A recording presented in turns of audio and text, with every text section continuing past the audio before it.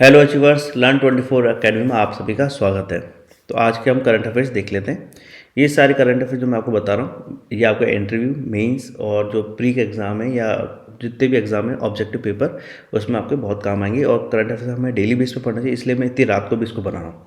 तो आइए शुरू करते हैं विदाउट वेस्टिंग टाइम। इसमें जो पहला पॉइंट है ये जी अवतार रिसर्च के बारे में। ये बेसिकली अगर आप कहीं इंटरव्यू देने जाते हैं या मेंस लिखते हैं या कहीं राइटिंग का कोई एग्ज़ाम है जिसमें रिटन होता है, तो उसमें आपके काम आएगा कि इंडिया में क्या है, मैन्युफैक्चरिंग सेक्टर में जो वीमेन का पार्टिसिपेशन है वो सिर्फ 12% है। तो पर्पज़ ये बताना है कि वीमेन का एम्पावरमेंट जितना होना चाहिए उतना नहीं है। तो ये हाल फिलहाल में एक मीट चल रही है, उसमें हिंदू ग्रुप के जो एडिटर है उन्होंने ये कहा था, तो ये अखबार में छपा, उसके अकॉर्डिंग मैंने बताया। With only 29 companies in 2020 Fortune 500 list having women leaders, यानी एक्चुअली में है क्या कि सिर्फ मैन्युफैक्चरिंग सेक्टर में 12% नहीं, बल्कि जो टॉप 500 कंपनीज़ हैं, 20 फॉर्च्यून 500 कंपनीज, उसमें भी सिर्फ 29 कंपनीज में ही लीडर्स है महिलाएं, यानी जो बॉस है वो महिलाएं, बाकी में मेल्स ही हैं। तो बेसिकली वुमेन एम्पावरमेंट का मतलब ये होता है कि 50% भागीदारी होनी चाहिए, डिसीजन मेकिंग, पार्टिसिपेशन, एवरीथिंग। अगर ये इतना होता है तो ठीक है, उससे ज़्यादा हो तो और भी बढ़िया है, बट 50% हो तो ठीक है। ये पहला पॉइंट आपके ऑब्जेक्टिव पेपर के लिए नहीं है, सिर्फ इंटरव्यू और मेंस के कोई एग्ज़ाम लिखते हैं उसमें आपके काम आएगा। सेकंड हम देख लेते हैं मुल्ला पेरियार डैम। इसमें जो पॉइंट काम का है वो बेसिकली यही है। मुल्ला पेरियार डैम में केरला के इडुक्की डिस्ट्रिक्ट में कई बार ये पूछा जाता है ये डैम कहाँ है, वो डैम कहाँ है, तो उससे ये रिलेटेड है। और नेशनल जोग्राफिक रिसर्च इंस्टीट्यूट, ये हैदराबाद में। इसके पीछे कहानी में बताता हूँ मैं यहाँ क्यों इस्तेमाल किया। असल में क्या है, एक सिस्मोग्राफिक इंस्ट्रूमेंट जो कि अर्थक्वेक्स को, सिस्मोग्राफ का क्या मतलब होता है, जो अर्थक्वेक्स को नापता है, तो वो क्या है इस मुल्ला पेरियार डैम पर लगाया जा रहा है, तो इसलिए ये खबर बनी है। तो बाकी इसका कोई पर्पस नहीं है, मतलब जो पीछे की न्यूज़ है वो मैंने सिर्फ आपको बता दी ताकि आप रिलेट कर सकें। फिर जो इम्पोर्टेंट न्यूज़ आई है वो है उड़ीसा से। असल में स्ट्रॉबेरी फार्मिंग को बढ़ावा मिल रहा है, लेकिन किस ग्रुप में, देखिए फार्मिंग को बढ़ावा मिलता है वो तो ठीक है, बट किस ग्रुप में मिल रहा है, ये है पर्टिकुलरली वनरेबल ट्राइबल ग्रुप। इसमें इस ट्राइबल ग्रुप का नाम है चुक्तिया भुंजिया ट्राइब। बेसिकली आपको बता दूं, जो पर्टिकुलरली वनरेबल ट्राइबल ग्रुप है उसमें जो है 75 ट्राइब्स है, उसमें से एक है चुक्तिया भुंजिया। ये ट्राइब कहाँ मिलती है, उड़ीसा के अंदर। और सबसे ज़्यादा पर्टिकुलरली वनरेबल ट्राइबल ग्रुप्स भी उड़ीसा के अंदर ही हैं, तो आप ये याद कर लीजिएगा, आपको एग्जाम में बहुत काम आ सकता है।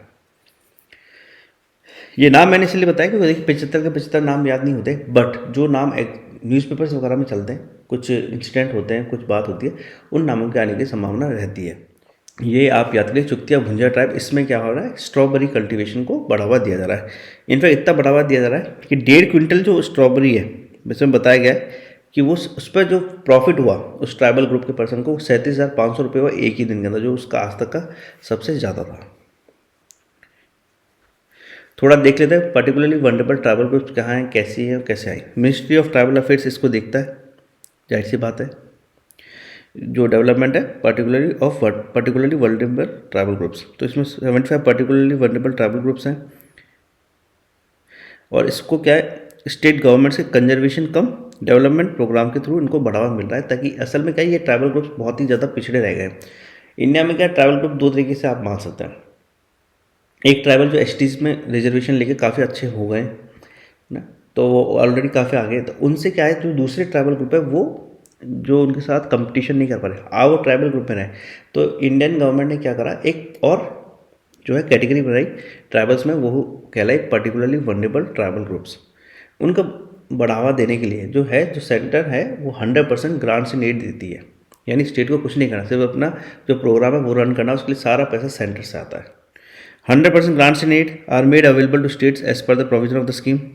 जो पर्टिकुलरली वनरेबल ट्राइबल ग्रुप है, अगर देखा जाए तो इंडिया में जो ट्राइबल पॉपुलेशन है वो सिर्फ 8.6% है, और पर्टिकुलरली वनरेबल ट्राइबल ग्रुप जो है वो ज़्यादा वनरेबल है ट्राइबल ग्रुप से। तो PVTG बोल सकते हैं हम थोड़ा समझने के लिए, लेकिन मैं ये बार बार नाम को रिपीट कर रहा हूँ। असल में क्या होता है, बहुत बार आप एक दो बार पढ़ जाएंगे तो ये क्या होता है, आपको बस याद हो जाएगा, फिर भूल जाएंगे। लेकिन आप हमेशा अगर PVTG की जगह हमेशा इसको पढ़ेंगे, पर्टिकुलरली वनरेबल ट्राइबल ग्रुप्स, तो आप एग्जाम में आपकी कन्फ्यूजन की संभावना बहुत कम हो जाएगी। कभी भी कोई भी वर्ड पढ़ें तो कभी शॉर्ट फॉर्म में ना बोलें, हमेशा फुल फॉर्म में ही बोलें।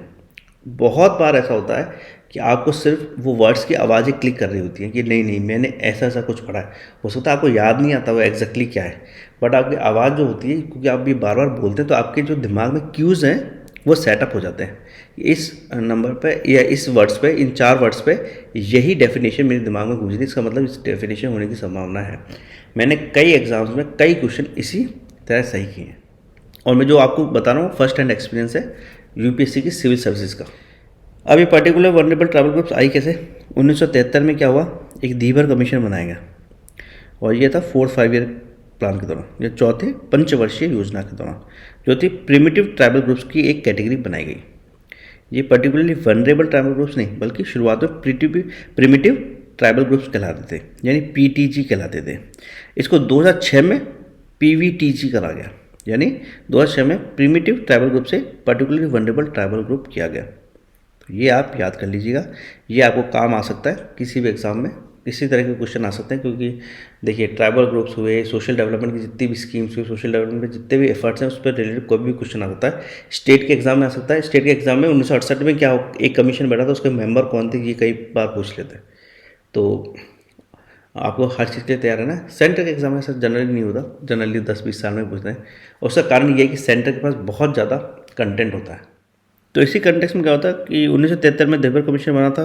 फिर in the context 1975 the government of India initiate to identify the most vulnerable tribal group, जैसे मैं बताया प्रिमिटिव ट्राइबल ग्रुप्स जो थे ये ऊपर वाले, ये सबसे पहले बने थे और उनको एक सेपरेट कैटेगरी बनाया गया।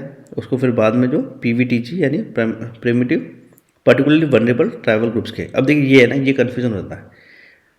अगर आप इसको वर्ड को बार बार नहीं पढ़ेंगे तो हो सकता है आप पर्टिकुलरली की जगह प्रिमिटिव पढ़ने लग जाए एग्जाम के अंदर। जैसे ये फर्स्ट हैंड एक्सपीरियंस है, जैसे मैंने इसको प्रिमिटिव बोला मेरे दिमाग से आवाज़ है नहीं नहीं इसमें मैंने कुछ गलत बोला है, इमीडिएटली सही किया गया पर्टिकुलरली वनरेबल ट्राइबल को। तो शुरुआत में जो थे सिर्फ 52 ग्रुप्स ही थे ऐसे। फिर 1993 में 23 ग्रुप्स और ऐड कर दिए गए, फिर ये 75 हो गए। और इंडिया में जो शेड्यूल ट्राइब्स हैं वो 705 शेड्यूल ट्राइब हैं। तो शेड्यूल ट्राइब में अगर ट्राइब्स कितनी है 705, बहुत ही इंपॉर्टेंट डाटा है, इस डाटा को आप याद रखिएगा। पीवीटीजी कैसे मतलब पर्टिकुलरली वनरेबल ट्राइबल कैसे आइडेंटिफाई होते हैं? एक तो ये होमोजीनियस होते हैं, यानी एक ही जगह रहते हैं, एक जैसे होते हैं, इनमें कोई वेराइटी डाइवर्सिटी नहीं मिलती। एक तरह ग्रुप है, खान पान रहन सहन सब कुछ ग्रुप में सब कुछ वैसा ही रहता है। बहुत ही छोटी पॉपुलेशन होती है, कोई खास बड़ी पॉपुलेशन नहीं है। रिलेटिवली फिजिकली आइसोलेटेड है, सिंपल सा। देखिए दुनिया से जो कटे हुए लोग हैं वही डेवलपमेंट नहीं कर पाए या दुनिया के साथ नहीं चल पाए, तो फिजिकली आइसोलेटेड बंदा ही ट्राइबल ग्रुप में आता है। और पर्टिकुलरली वनरेबल ट्राइबल ग्रुप्स के लिए भी यही क्राइटेरिया है। दूसरा, इनकी खुद की कोई लिखित भाषा नहीं है। लिखित भाषा का मतलब है जैसे कोई ग्रंथ वगैरह नहीं लिखे हुए, कुछ भी नहीं लिखा हुआ पास्ट में। हाँ, बोलचाल में ये पर्टिकुलर भाषा का इस्तेमाल करते हैं, लेकिन उसकी शब्दावली नहीं है, उसके शब्द कहीं नहीं है कि इसको शब्द, जैसे मान लीजिए बोल रहे हैं तुम इधर आओ, मतलब अपनी जो भी ट्राइबल लैंग्वेज उसमें ऐसे बोलते हैं, लेकिन उसको लिखने का कोई तरीका जानता नहीं क्योंकि कभी लिखा ही नहीं गया। तो ये एब्सेंस ऑफ रिटन लैंग्वेज बहुत इंपॉर्टेंट है। और ये पांचों कैरेक्टरिस्टिक बहुत इंपॉर्टेंट है, आपके एग्जाम में पूछी जा सकती है, हो सकता है पूछ ली जाए इनमें से कौन सी नहीं है और 4 दे दे, जिसमें एक नहीं होगी 3 होंगी, तो आपको ये पता होगा कौन सी है, तभी तो आप पता चलेगा कि कौन सी नहीं है। फिर इनके पास कोई ऐसे एडवांस टेक्नोलॉजिकल मेथड नहीं है, सिंपल टेक्नोलॉजी है। और इनके जो बदलाव की रफ्तार है वो भी धीमी है, यानी स्लो रेट ऑफ चेंज। अब देखिए गवर्नमेंट ने जैसे स्ट्रॉबेरी के जो ग्रोथ यानी स्ट्रॉबेरी फार्मिंग की जो बात कही है, तो ये ऐसी चीज़ नहीं है जो लोग जानते नहीं है। इंडिया में बरसों से कई फार्मर्स ग्रुप मतलब अच्छे एरियाज़ में, जैसे खासतौर से आप इधर महाराष्ट्र वगैरह में देखेंगे तो फार्मिंग चल रही है, बट वहाँ पर ये इंट्रोड्यूस करनी पड़ी, तो स्लो रेट ऑफ चेंज है। और जो सबसे ज़्यादा primitive particularly vulnerable tribal groups है वो उड़ीसा में मिलते हैं, जैसे मैंने आपको बताया था। आइए देखते हैं आगे। अब है हरि बाल कृष्णन। हरि बाल कृष्णन क्यों न्यूज़ में? बेसिकली कंप्यूटर साइंटिस्ट है, इंडियन ओरिजिन के, यूएसए में रहते हैं। इनको अभी 2023 में मार्कोनी प्राइज़ मिला है। जो मार्कोनी प्राइज़ है वो किस लिए मिलता है? कंप्यूटर साइंस में कॉन्ट्रीब्यूशन के लिए ही मिलता है, और ये खुद भी कंप्यूटर साइंटिस्ट है। The Marconi prize is a top honour for computer scientist. और हाल फिलहाल में जो हरि बालकृष्णन है ये MIT में, ये मैसेच्यूसेट्स इंस्टीट्यूट ऑफ टेक्नोलॉजी में पढ़ाते हैं। ये US बेस्ड मार्कोनी फाउंडेशन के द्वारा ही ये मार्कोनी प्राइज मिलता है। और ये किन्हें दिया जाता है? जिनका सिग्निफिकेंट कंट्रीब्यूशन हो टू इंक्रीज डिजिटल इंक्लूसिविटी। और जो मैसाचुसेट्स इंस्टीट्यूट है, जो MIT है, उसने क्या क्या कहा है इनके बारे में? इसने कहा कि ये अवार्ड इनको क्यों दिया जाता है? For fundamental contribution to wired and wireless networking, mobile sensing and distributed systems. तो हरि बालकृष्णन ने देश का नाम ऊंचा किया है, भले अब USA में करते हैं। एक्चुअली क्या, हमारे ज़्यादातर देश का नाम ऊंचा तभी हुआ जब लोग विदेश में गए। इंडिया के एजुकेशन सिस्टम को रिफॉर्म होने की बहुत ज़रूरत है। ऐसा नहीं जैसा अभी किया जा रहा है। अभी भी कोई भी रिफॉर्म नहीं, सिर्फ उसको प्राइवेटाइज किया जा रहा है, महंगी एजुकेशन की जा रही है और कुछ भी नहीं किया जा रहा। लेकिन इंडिया के एजुकेशन सिस्टम को इस वक्त बहुत ज़्यादा रिफॉर्म करने की ज़रूरत है। कुछ भी आप देख लीजिए, इनोवेशन ऑलमोस्ट ना के बराबर है। हम बस वो दो चार खबरें छाप छुप के सोच लेते कि हाँ हो गया इनोवेशन। अदरवाइज इनोवेशन के नाम पे इंडिया में कुछ भी नहीं है। ये बहुत ही सैड अफेयर्स है। मैं मतलब पिछले 10 साल जब मैंने पहले प्रिपरेशन शुरू की थी सिविल सर्विसेज की, उसके हिसाब से अगर आज बताऊँ, पिछले 10 साल में भी कुछ नहीं बदला। पहले 10 साल पहले भी यही न्यूज़ छपती थी, आज भी यही न्यूज़ छप रही है। हम ये कर रहे हैं, वो कर रहे हैं, बट 10 ईयर्स में कुछ भी खास नहीं चेंज हुआ। ही हैज़ मेड सिग्निफिकेंट कंट्रीब्यूशन। और ये जो बालकृष्ण है, IIT मद्रास से पढ़े हुए 1993 में। He has made significant contribution to networking, congestion control, overlay, peer to peer networks, robust routing, internet architecture. तो आप इसको पढ़ सकते हैं, ये बेसिकली पूरा आर्टिकल है, न्यूज़ में भी आप देख सकते हैं। हाँ, आप बहुत important news part, Marconi prize से पहले किस किसको मिला है? देखिए, मार्कोनी प्राइज़ सबसे पहले मिला है सर टिम बर्नर्स-ली को। आप ये बताइए, बर्नर्स-ली क्यों फेमस है? फिर मिला है गूगल को फाउंडर, आप देख लें, सर्गी ब्रायन को। देन फिर मिला हुआ आर्थर सी क्लार्क को। तो ये सब चीज़ें हैं, आप इसको याद कर लीजिएगा। हो सकता है आपसे ये भी पूछ लिया कि प्रीवियस विनर्स कौन से हैं। हरि बालकृष्ण। अभी आने वाले दिनों में हम हरि बालकृष्ण के बारे में बहुत चीज़ें सुनेंगे। Then is desert flag 8। ये क्या है डेजर्ट फ्लैग 8? ये एक्चुअली ये एयरफोर्स एक्सरसाइज है, जो इंडियन एयरफोर्स के द्वारा और UAE में, यूनाइटेड अरब अमीरेट्स के जो एयरफोर्स है उसके द्वारा की जा रही है कंडक्ट, और मल्टीलेटरल एक्सरसाइज है डेजर्ट फ्लैग 8। ये अल दफ्रा एयरबेस पे होगी UAE के अंदर। इसमें पहली बार लाइट कॉम्बैट एयरक्राफ्ट तेजस का इस्तेमाल किया जाएगा। LCA इसकी फुल फॉर्म है, लाइट कॉम्बैट एयरक्राफ्ट। फिर है न्यूट्रिनोस। ये न्यूज़ ये सिंपल है आपके समझने के लिए। Neutrinos are the second most abundant particles in the cosmos. कभी पूछ ले neutrinos are the most abundant या सेकंड मोस्ट अबंडेंट, तो वहाँ कन्फ्यूजन ना हो, इसके लिए डाला गया है। साइंस से रिलेटेड है, खासतौर सिविल सर्विसेज एग्ज़ाम, SSC के एग्ज़ाम्स में आने की बहुत ज़्यादा संभावना रहती है इस तरह के क्वेश्चंस की। फिर एक जो नई खबर अभी पता चली, आपको पता ही हुआ कि बहुत भयंकर जो था एर्थक्वेक आया था, उसमें बहुत लोगों की जान गई, तुर्की, सीरिया वगैरह में। अब उससे जो वेव्स थी उसके मेजरमेंट से पता चला कि जो हमारी इनर लेयर है, इनर मोस्ट लेयर है आप कहें, जो कि बॉल ऑफ आयरन एंड निकल मानी जाती थी, उसको एक लेयर ना होकर 2 लेयर्स है। अब इसका कारण क्या होता है कि असल में जो वेव्स हम ऊपर रिसीव करते हैं उससे ये पता चलता है, सिस्मोग्राफ के थ्रू जो वेव्स रिसीव की जाती है उसके बारे में पता चलता है। बट ये थोड़ा सा जो चैप्टर है करंट अफेयर से ना होगी, ज्योग्राफी से ज़्यादा रिलेटेड। जब हम कभी ज्योग्राफी पढ़ाएंगे तो उसमें आपको ये बता देंगे। देन है इंटरनेशनल IP इंडेक्स।